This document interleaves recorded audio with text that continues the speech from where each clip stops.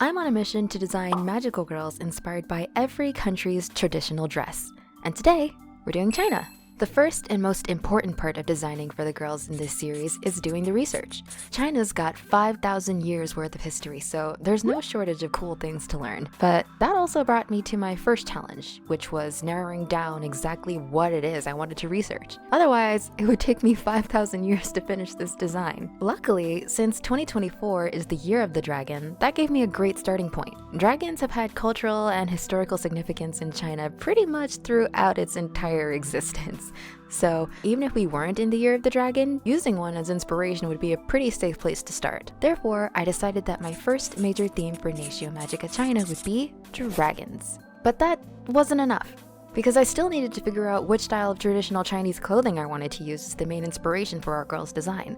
Not only that, but I really wanted to include themes of female empowerment. Girl power is one of the quintessential themes of the magical girl genre, so obviously I had to include it in our design. So I started looking for famous, influential women in Chinese history to use as inspiration.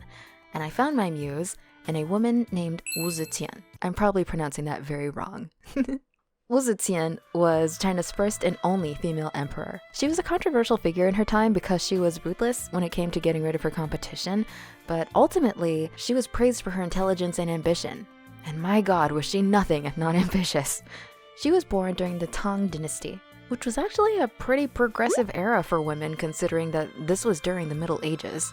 There were a lot more women getting involved in politics, women were becoming more educated than ever, and they were even freely wearing men's clothing. So, with all of this in mind, I decided that I would base our magical girl's outfit on clothing from the Tang Dynasty.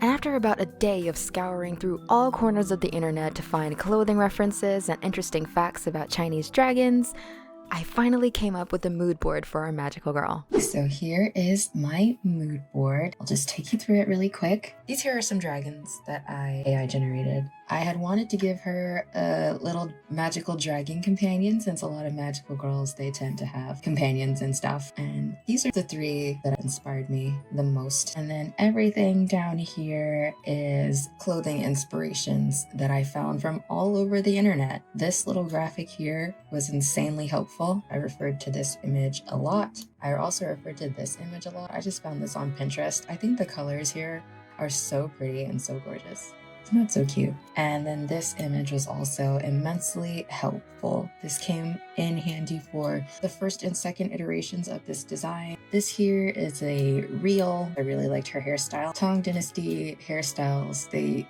don't look like this at all, but I kind of wanted to mix and match styles here. And finally, we have here this picture of a red dragon. This one was not AI generated. The artist is here, Nora Patwara.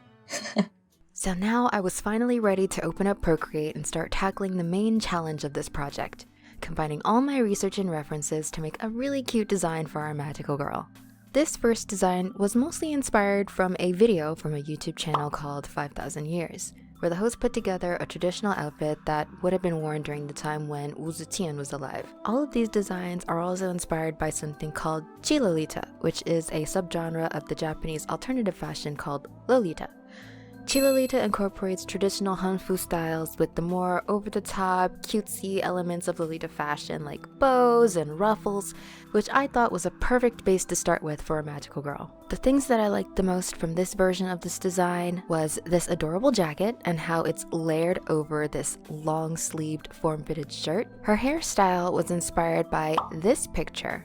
I looked at a bunch of different hairstyles from the Tang Dynasty, but overall I wanted to pick a style that looked cutesy and was a little simpler to draw. For this iteration, I also included pleats in the dress, which was inspired by the striped skirts that were worn during this era. It has cute ruffles at the hem of the skirt. She's wearing sheer gradient over the knee socks, again inspired by Chi-Lolita. This version of her skirt also has an elaborate border pattern around the hem. My vision for this was to make it look something like a dragon flying through the sky, something kind of like this. And then I also added some peplum around her waist. The second iteration of this design is pretty similar to the first, but there's a couple differences. I gave her shorter socks and shoes. I left the shoes pretty vague because I wasn't really sure if I wanted to go with a traditional style shoe or give her something that looked kind of like sneakers. I was inspired by seeing pictures of people wearing sneakers with their hanfu. I thought it was just kind of quirky and adorable. This version of the outfit also has a slightly less detailed border pattern because it has a waist at the belt now. I thought that the hanging parts of her belt would get lost into the pattern, so I changed it up a little bit. I also made the long sleeves more opaque and gave them a gradient. In the end, I decided to scrap both of these designs and start my third and final one. For this third design, the dress here is inspired by earlier Tang Dynasty fashion, and the silhouette is also very heavily inspired by Chilolita. I brought back her over-the-knee socks. I experimented with glitter in her dress and around the border pattern. I usually really like adding glitter to these magical girl designs. I also put a peony in her hair. This was inspired by a hairstyle that was popular with wealthy women during this time period called it was basically a really high updo that was adorned with fresh flowers, some of which were peonies. I also gave her this cute golden little scarf. It does have a name, 披帛. And on her belt, I wanted to give her twice the amount of ribbons because they look fun.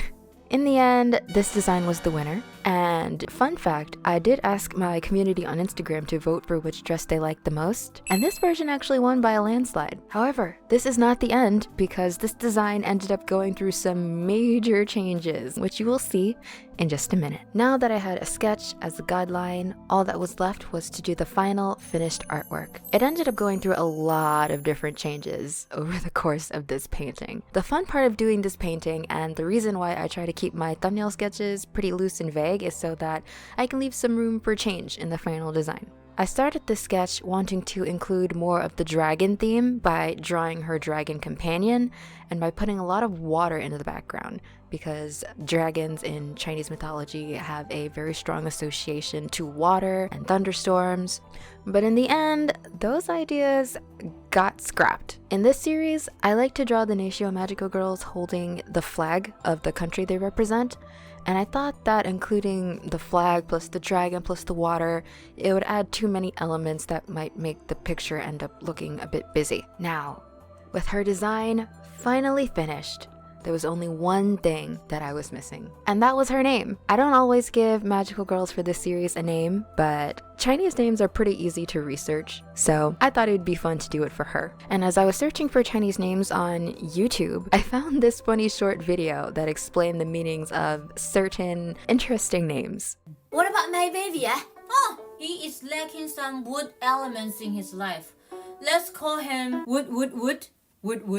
In that comment section, someone mentioned this name. Meow Meow. It's made up of the Chinese characters for water 6 separate times. And I just thought it was kind of interesting since dragons are associated with water and this character is inspired by dragons. So I decided to name her Long Meow Meow, using the characters for dragon and water.